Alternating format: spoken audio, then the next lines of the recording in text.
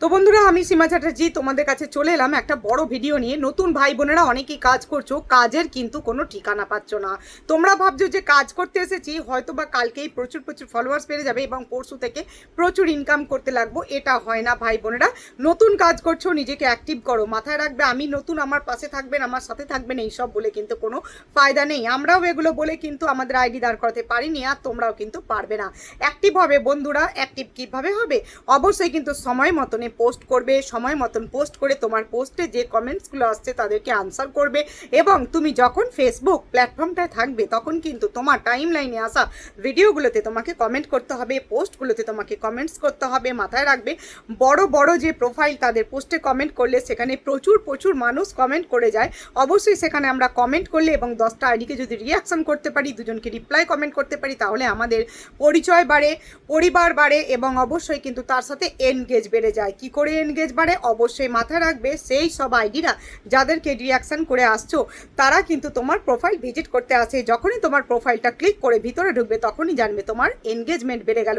তোমরা দেখো না, কোনো রকম কোনো ঠাকুরের ছবি যখন আমাদের টাইম লাইনে আসে, আমরা একদণ্ড সেখানে দাঁড়াই এবং একটুখানি নমস্কার করি, এবং যখন তাকে স্ক্রল ডাউন করে তুলে দিই, তারপর থেকে কিন্তু ওই ঠাকুরের ছবি বা ওই পেজ থেকে যে ঠাকুরের ছবি ছাড়া হচ্ছে সেটা কিন্তু বারবার আমাদের টাইম লাইনে আসতে থাকে। কেন আসতে থাকে? ওই যে আমরা খানিকক্ষণ স্টে করে গেছি সেই জন্য। তাই অবশ্যই মাথা রাখবে, তোমার প্রোফাইলে যে যতক্ষণ স্টে করছে সেইভাবে কিন্তু তোমার প্রোফাইলে রিচ এনগেজমেন্ট বাড়বে।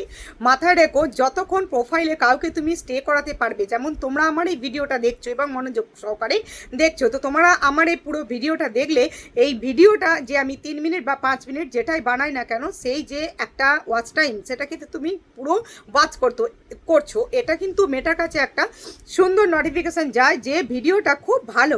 সেই জন্যই কিন্তু এই যে ফলোয়ার্সরা এরা পুরোটা দেখছে। তো অবশ্যই মাথায় রাখবে, তোমার যে ভিডিও সেখানে তোমাকে অবশ্যই কিন্তু কমেন্ট করার সঙ্গে সঙ্গে, রিপ্লাই কমেন্টস করার সঙ্গে সঙ্গে অন্যের ভিডিও এবং পোস্টেও কিন্তু কমেন্ট করতে হবে। রিয়াকশান এবং এনগেজমেন্ট যেটা বাড়ে রিয়াকশান করলে, সেটা অবশ্যই তোমায় করতে হবে। আর দুটো আইডিকে রিপ্লাই কমেন্ট অবশ্যই করবে, তবে কোনো স্টার সেন্টার্সের সঙ্গে রিপ্লাই কমেন্ট করবে না, তাদের সঙ্গে যুক্ত হবে, যুক্ত হয়ে রিপ্লাই কমেন্ট করবে।